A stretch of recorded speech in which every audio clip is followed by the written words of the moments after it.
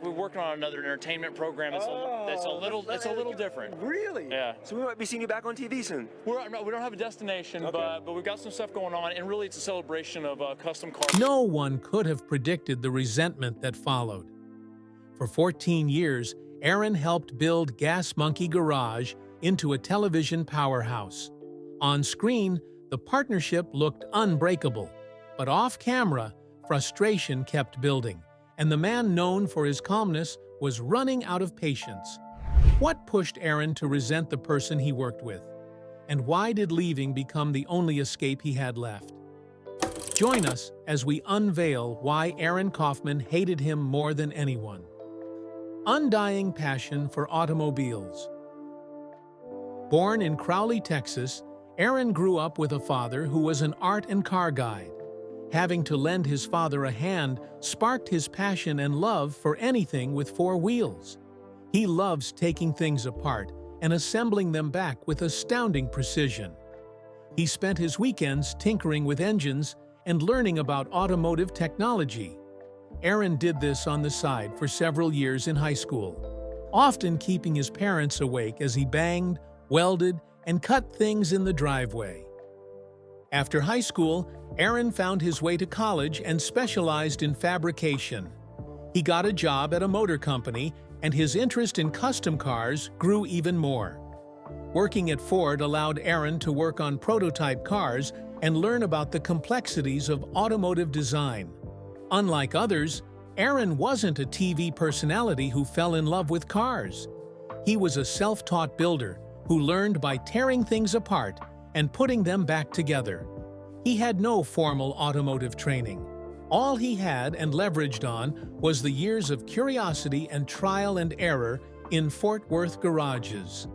By 16, he already owned a heavily modified Jeep Cherokee and was known as the guy who could fix things others had given up on. His first real paycheck in the industry came from a Dallas shop called Four Wheel Parts. Even though it wasn't glamorous, it was still the beginning for him, and where everything changed. His talent was discovered by Richard Rawlings, who was visiting the local garage where Aaron worked. By the time Richard met Aaron, he was already an expert hot rodder, mechanic, and fabricator. Impressed by his talent, Rawlings asked Aaron to come work for him. And a few years after that fateful meeting, Aaron was already the lead mechanic at Gas Monkey Garage. Aaron focuses on rebuilding cars that are headed to the junkyard. He calls it adaptive reuse. However, refitting a junk heap to fit an industry-standard genre requires considerable self-will, creativity, and expertise. These are the strengths that Richard Rawlings saw in Aaron, and this is why the duo was so successful on the big screen. Fast and Loud premiered in 2012, sharing their day-to-day process of building and customizing cars, and Aaron and Richard rose to international attention. The show featured Richard Rawlings and his crew, which included Aaron.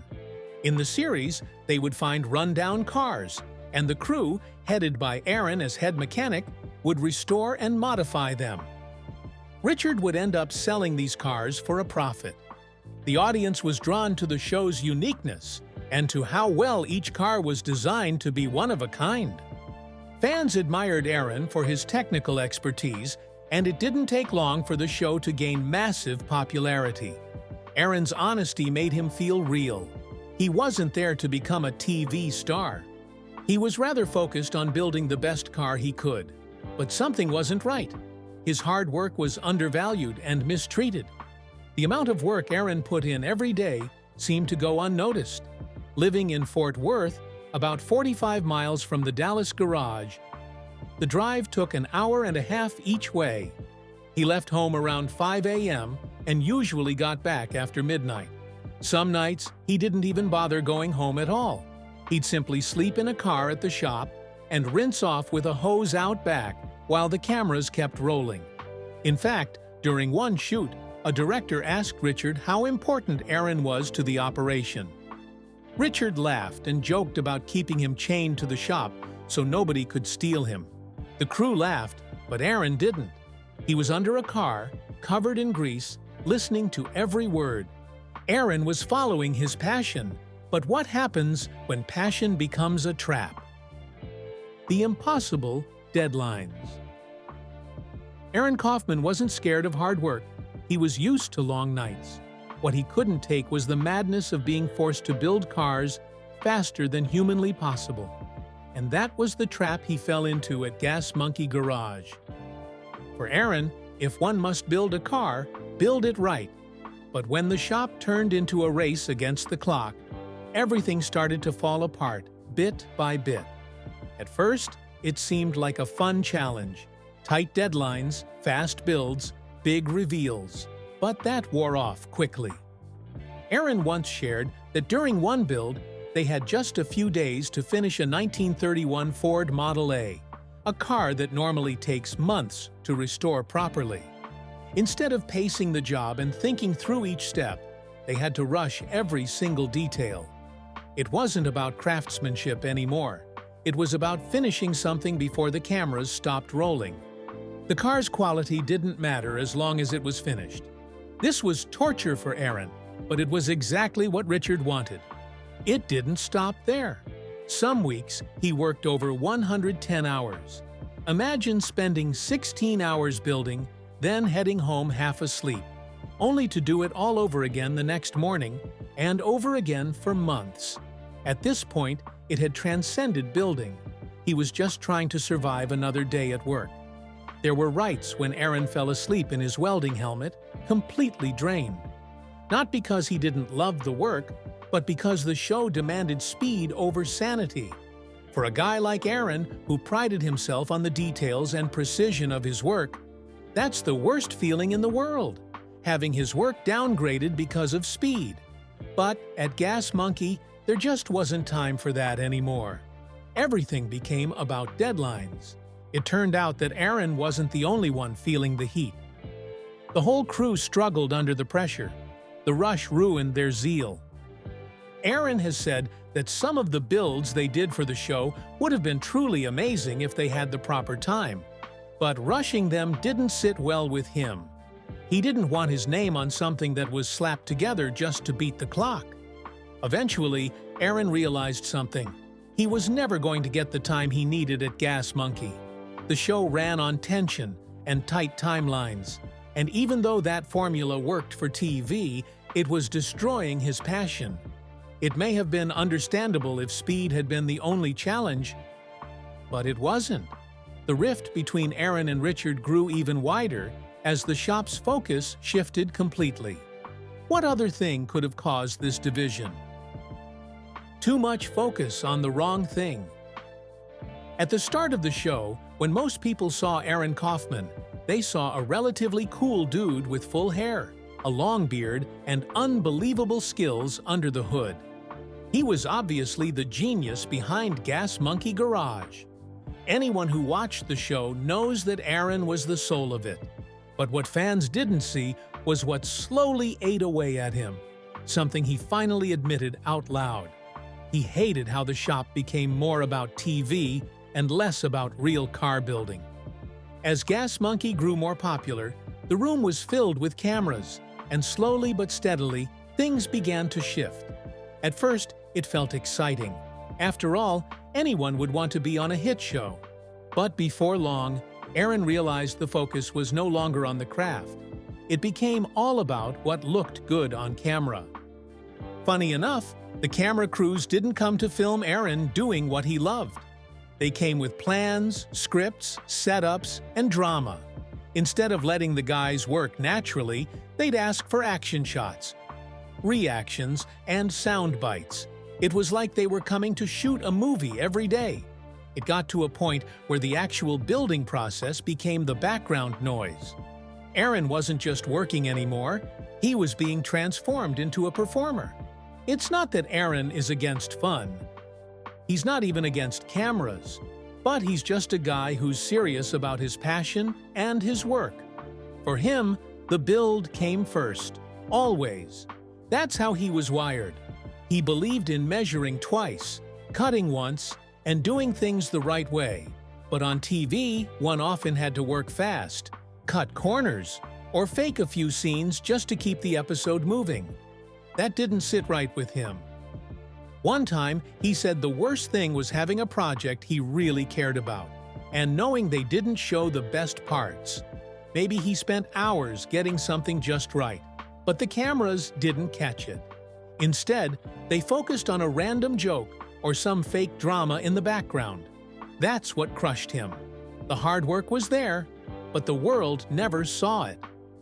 Aaron so hated the new focus that he revealed that 5 years into Fast and Loud, he had only watched 3 episodes of the show that made him famous: the premiere and 2 episodes from the Pikes Peak special, and he only did it because a friend threw a party and insisted.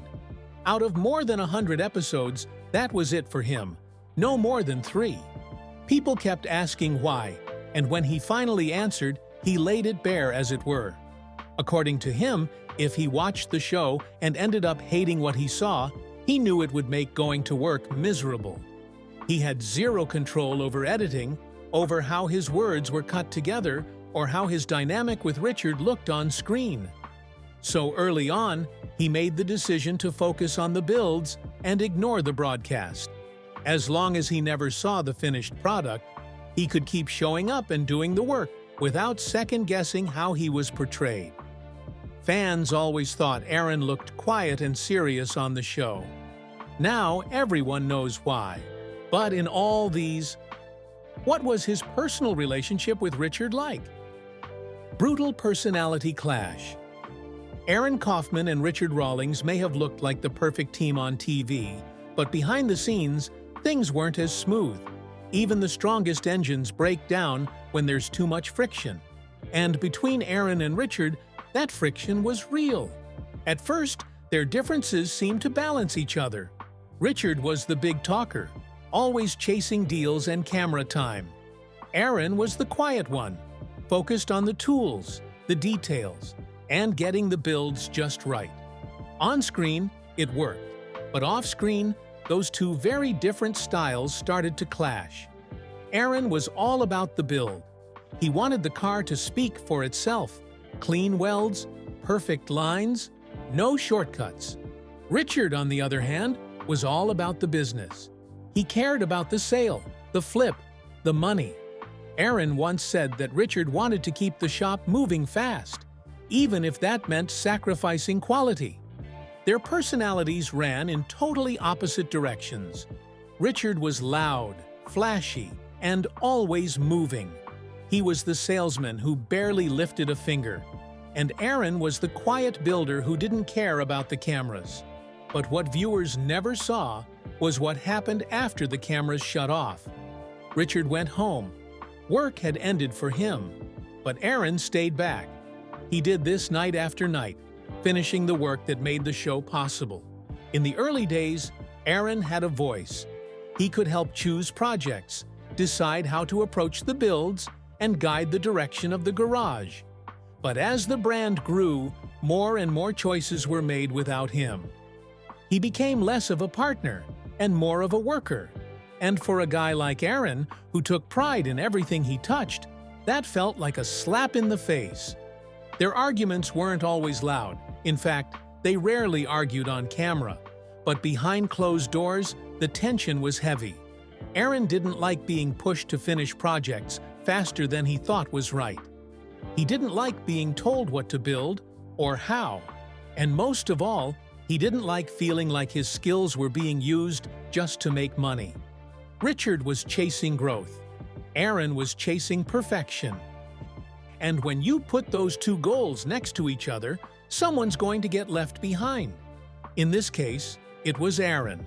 He started pulling away, less involved in the business side, more focused on what little control he had left over the builds. But it wasn't enough. He didn't want to struggle anymore. He just wanted to leave. He later said in an interview that he didn't hate Richard. They just saw things differently. They had different goals, values, and ways of working. And he did leave. But what could Aaron do without Richard's machine? Building ArcLight fabrication, Aaron proved that he could stand on his own without the support of Richard's machines, because in late 2017, he opened ArcLight Fabrication in Dallas.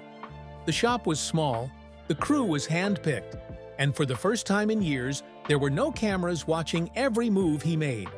There were no cameras watching their every move and no producer dictating their activities. On paper, it sounded like total freedom. But in reality, the first few months nearly broke him. Not because of the work in the shop, but because of everything happening outside of it. He suddenly found himself dealing with payroll, vendor contracts, invoices, and cash flow. Instead of building cars all day, he found himself buried in spreadsheets and phone calls, handling problems he'd never wanted to think about before. He later admitted that becoming the boss was harder than anything he faced on television. At Gas Monkey, he focused on fabrication while someone else worried about the business. Now, every decision landed on his desk. Nothing moved unless he handled it. The pressure wore him down fast. He knew he wasn't at his best, but he also understood the trade-off. If he wanted real independence, he had to learn how to run a company, not just build cars. So he held on, and now he's glad he did. ArcLights had an ambitious mission from the very first day. Aaron focused on classic Ford F-100 trucks and aimed to create a complete parts ecosystem. The goal was simple: make it possible for someone with limited experience to order everything needed to build a full truck, all from one place. Without the glitz and glamour of television, Aaron made it work. Fans and critics appreciated the deeper focus and slower storytelling, even though the ratings never matched the massive numbers of his old show. After 2 seasons, Discovery couldn't continue with it, and they moved on. Aaron was fine with it.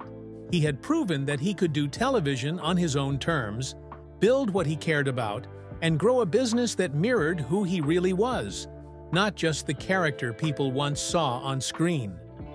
Aaron found success, but what's the position with his former partner now?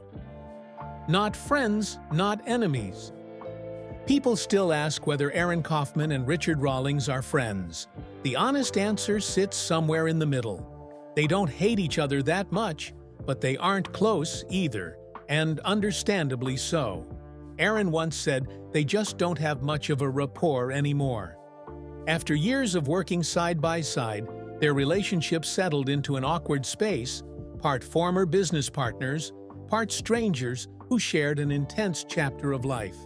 Richard moved on quickly after Aaron left and told reporters that Gas Monkey was stronger than ever. He described the shop as calmer and said life felt easier without constant tension.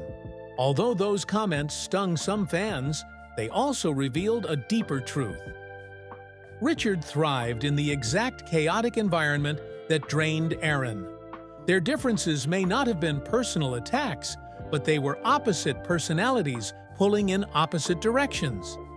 Aaron, on the other hand, handled the split quietly. During interviews, he deliberately avoided blaming or criticizing Richard directly. Instead, he explained that they saw the world differently. Today, Aaron divides his time between ArcLight fabrication and racing. In 2022, he returned to Pikes Peak with a 1949 Ford F1 called Old Smoky, finally competing in an event he'd spent years preparing others for. He works with brands like MagnaFlow and collaborates with shops that value craftsmanship over speed.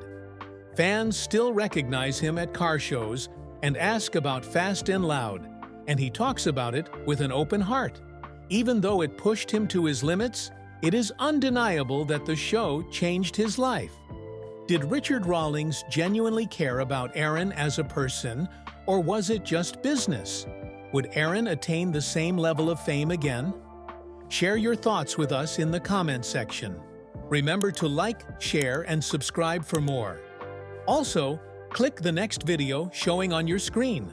You will enjoy it.